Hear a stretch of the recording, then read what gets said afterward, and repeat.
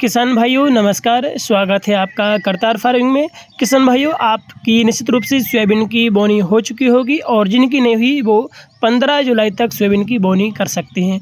किसान भाइयों, आज हम जानेंगे हमारे सोयाबीन की शुरुआती स्टेज में आप कौन कौन सी दवा डाल सकते हैं या अंत तक आप कौन कौन सी दवा का छिड़काव करते हैं और क्या उसके फ़ायदे होते हैं, उर्वरक और खाद का प्रयोग क्यों करना चाहिए, तो इसकी जानकारी लेकर आज हम आए हैं। किसान भाइयों, आपने बोनी के साथ में काफ़ी सारे किसान डीएपी और सिंगल सुपर फास्फेट डालते हैं और बोनी के बाद एनपीके का भी छिड़काव करते हैं। तो चलिए हम शुरुआत से आपको बताते हैं। किसान भाइयों, हमारे जो सोयाबीन की फसल है इसके लिए नाइट्रोजन, फास्फोरस, सल्फर, पोटास और जिंक जैसे तत्वों की ज़रूरत पड़ती है ताकि वो अच्छे से ग्रोथ कर सके। किसान भाई, हम पहला तत्व नाइट्रोजन की बात करते हैं। नाइट्रोजन का काम होता है पौधे को हरा भरा रखना और इसकी लंबाई बढ़ाना।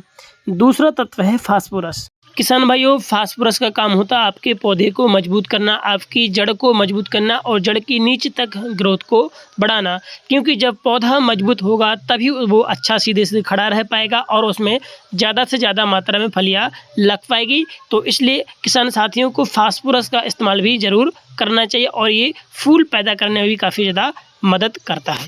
तीसरा तत्व है आपका पोटास।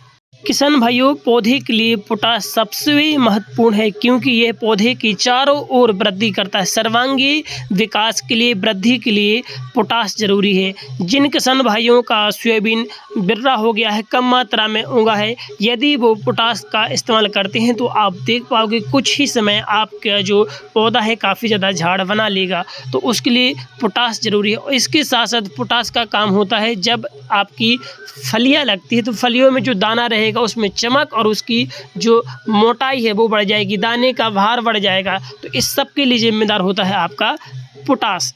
और किसान भाई, इसके बाद अब बात करते हैं हम सल्फ़र की। सल्फ़र का काम होता है जब आपकी फलियाँ लगती है तो फलियाँ सल्फ़र की कमी से गिरने लगती है, तो फलियाँ ना गिरे इसलिए उसमें सल्फ़र की ज़रूरत होती है। तो चलिए अब हम बात करते हैं किसान भाइयों, कब कौन सा खाद हमको डालना चाहिए। तो जब आपकी फसल किसान भाइयों अभी देखिए 7-8 दिन की हो गई, जैसे ही आपकी फसल 20 से 22 दिन की होगी तब आप इसमें एनपीके 19-19-19 का छिड़काव कर सकते हैं। किसान भाइयों, बात करते हैं डोज की, तो एनपीके 19-19 को आप 1 किलो का पैकेट 1 एकड़ में डाल दीजिए। ये शुरुआती दिनों के लिए काफ़ी पर्याप्त है। किसान भाइयों, इसी समय जब आपकी फसल 20 से 22 दिन की है तब आप इसमें सल्फ़र का भी इस्तेमाल करें। सल्फ़र लगभग 8 से 10 किलो सल्फ़र 1 एकड़ के लिए काफ़ी पर्याप्त है। सल्फ़र, आपका जो सोयाबीन है ये तिलहनी फसल है और इसमें सल्फ़र की कमी होती है, इसलिए सल्फ़र का भी इस्तेमाल आप इसमें ज़रूर करें। बात करते हैं अब पोटास की अर्थात पोटेशियम की, तो एनपीके 0050 इसका इस्तेमाल आप कर सकते हैं। और डोज की बात करें तो लगभग 1 किलो का पैकेट 1 एकड़ के लिए पर्याप्त होता है।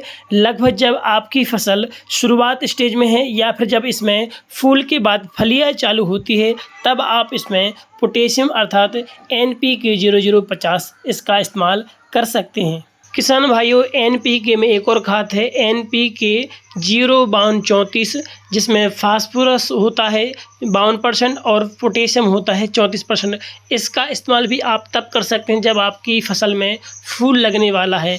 तो इससे क्या होता है, आपकी फसल को पोटेशियम और फास्फोरस दोनों मिल जाते हैं। तो इन दोनों का इस्तेमाल आप कर सकते हो। एक एनपीके 19-19 का आपको करना है 20-22 दिन में और 05234 का आप करना जब आपकी फसल 40-50 दिन की हो जाती है। किसान भाइयों, हमारे बताए अनुसार समय अनुसार यदि आप उर्वरक का इस्तेमाल करते हैं तो आपको निश्चित रूप से दुगनी तिगनी फ़ायदा मिलेगी, लेकिन यदि आप आगे पीछे डालते हो तो उसका आपको उतना लाभ नहीं मिल पाएगा। जब जिस तत्व की कमी होती है और उसकी ज़रूरत मिल जाए पौधे को उसकी पैदावार की निश्चित रूप से दोगुनी होगी।